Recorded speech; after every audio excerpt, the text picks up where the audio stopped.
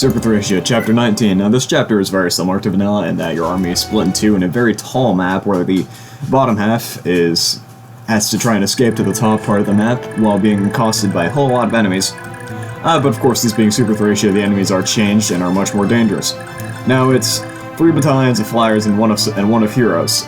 Most notably are this set of flyers and this set of heroes because they are led by Galzus, who you can recruit with Marita. He's 5 chapters early, and I mean, comparatively to Vanilla, like, if you look at his bases in context of when he joins and just that game as a whole, he's probably better in Vanilla, but here, 10 levels to grow, he can still be pretty good by the end game.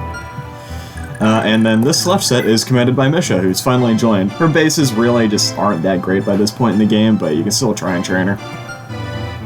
This group is led by just an unnamed soldier, and then this one is led by Elincia, end quote. That looks more like Lachesis to me. I'm pretty sure that's just like a redone Lachesis portrait, but whatever. She's decently dangerous. Might just want to like steal the Master Crown, that's about it. She does have 43 AS with the Wind Sword, which is a pain. And then lastly for the enemies, Zed and Jemmy are back yet again. Still not the last time we'll be seeing them. Now then.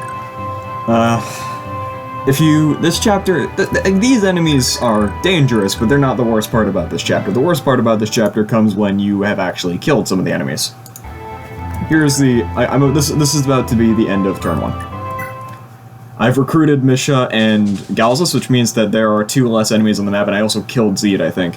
So those Draconets that show up, those only spawn when this map starts at the enemy cap, and those Draconets spawn when you're not at when you're no longer at the enemy cap. And most notably about them is that they have 20 action stars. So they get to move twice pretty much just for free, and it's incredibly annoying. They come until turn 25 as well, so for this chapter you have to avoid killing enemies down at the bottom of the map until like turn 25 pretty much. Otherwise, the people up top are going to be having to deal with these guys who are, they're no joke.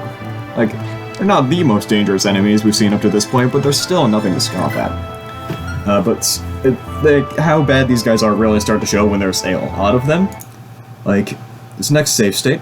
This is after an enemy phase where Titania killed like 20 people or something.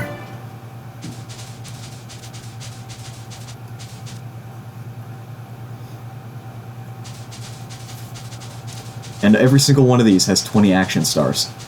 This chapter is really hard compared, like, without boosted movement, or if you're willing to expend like a bunch of rescue uses, this chapter is just brutal. But there's really not that much more to talk about it. It's mostly just the enemy changes and these Draconet reinforcements that are just cruel, honestly.